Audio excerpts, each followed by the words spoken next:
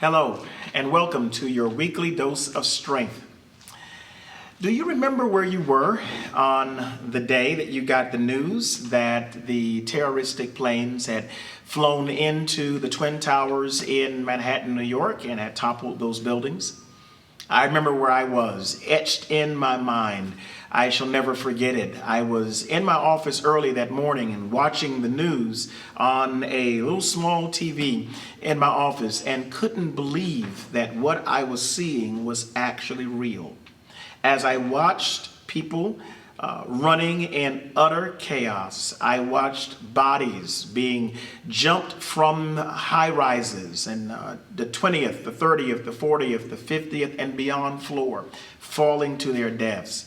I saw steel crumble and buildings on fire, and I knew that nothing would ever be the same again. I remember where I was when I got the news that we had begun Operation Desert Storm. This is the first Iraq war. I was a junior in high school and I was on a plane flying from South Korea to Washington, D.C. on a school assignment, a high school assignment. And while in the air, the pilot came over on the loudspeaker and actually announced that while we were in flight, that the U.S. had just dropped the first bombs of the Iraq war, and those bombs were falling on Kuwait and Iraq while I was in the air. And I will never forget it. The terror, the fear, the horror that hit my heart. I'm on a plane, I'm in the air, and I felt hopeless, I felt helpless, and I felt alone. That was a very, very long night. There's a new "do you remember where you were" that we'll start saying now, and that is, do you remember where you were when you caught the news and saw the video of George Floyd dying, with the knee of that police officer on his neck for over 8 minutes, and his life seeped away from him as he stopped breathing and stopped moving, and the world literally saw him die? That was, for me and for countless millions of others, a very dark night. It was a dark night of the soul when racism and hatred became front and center, when you could see the ravages of human beings hating other human beings to the extent of killing them just because of their race, because of their color, because of some intimidation factor that their race or color would present, that racism would take lives, and not just George Floyd's life, but take the life of so many others like Philando Castile, and the life of so many others like Trayvon Martin, and the lives of so many others like Eric Garner and Michael Brown, and the lives of so many others. I could go on and on. Tashiana Jefferson, Breonna Taylor, and Ahmaud Arbery, and the list goes on. Lives taken because of the color of their skin. Modern day lynchings. We had thought that this dark night was over. Little did we know that this dark night never left. That cruelty, anger, and rage exist in the lives of people's hearts. And then we see the overflow of this in our streets and protests and riots, buildings burning and neighborhoods on fire, not just in America, but around the world. That people are reacting and responding to this anger and this hatred, and it has caused a very dark night to fall on our globe and on our social and cultural awareness and conscience. And we are in the middle of a dark night of the soul. What do you do when the darkness descends upon you, when the night comes upon you, and the terror of that night is upon you? Many of us are not just facing the dark night of racism, or the dark night of hatred, or the dark night of war, or the dark night of terror. Many of us face our own personal dark nights, our own personal fears, our own personal pain, whether it is a diagnosis, or whether it is a failed job, or whether it is a failed career, or a failed marriage, or a failing family. Or perhaps it is some mental health or some personal health that is causing a deterioration in your heart and in your confidence and in your hope.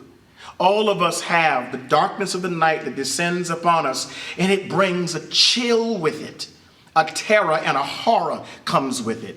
And the question we ask is, God, are we going to make it out of this? God, what is the answer? Where are you in the midst of this? I've asked that so many times in my life, and I know you have as well. God, do you hear us? God, do you see us? When the night comes and the fear comes, we are frightened in many ways just to live. And here's what I want to tell you. Here's what I want you to hear. I want you to capture this, is that God has not forgotten our dark nights, that you are never by yourself.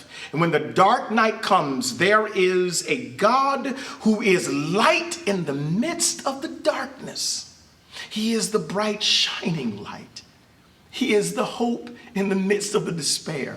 He is the God who brings the hope and the joy whenever it has been sapped from us. When you look out in the night, do you see the light of God shining through?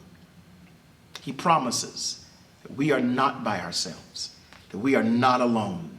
No matter what transpires, God keeps us from the terrors of the night. Here's what the Bible says in Psalm 91. In Psalm 91, it says in verse number 3 through 5, I want to read this for you. It says, surely he will deliver you from the snare of the fowler. Surely God will cover you with his feathers, and under his wings you shall take refuge. His truth shall be your shield and buckler. You shall not be afraid of the terror by night, nor of the arrow that flies by day, nor of the pestilence that walks in darkness, nor of the destruction that lays waste at noonday.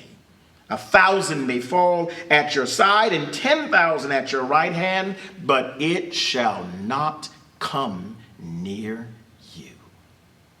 That covers it all, doesn't it? Terror by night, arrows by day, the pestilence in the darkness. That covers it all. That there is no space in life where God is not protecting you. You think you're by yourself, but I promise you, you are not. God is protecting you. When you don't even know it, when you don't even recognize it, he is riding in the car with you and protecting you from the accidents you've never gotten involved in. He is covering your body from the illnesses and diseases you have never been touched by. He is protecting your family from the trauma and the tragedies that have never touched them.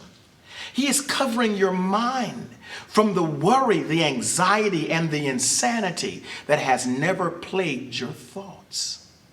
You have no idea how covered you are by God. That we live under the shadow of the Almighty. We live by the covering of his wings. And when the night comes, when the darkness descends, when the heavy cloud falls over our soul, when the heart breaks and the tears flow and the pain is real, don't you forget that God is still by your side. He dries up every tear. He captures us before we fall. He chases away the darkness when the time is right, so that you'll be able to sing, weeping may endure for the night, but joy comes in the morning. Hold on, child of God. Hold on, believer. Hold on. The morning is coming. The light is on its way. Don't you quit in the darkness. Don't you stop in the night. Find faith in him and hold on to his hand, and he'll carry you through the night. My prayer is that you will not forget the God who walks beside you and the God who never fails. I love you much. I can't wait to see you next week. This has been your dose of strength. God bless.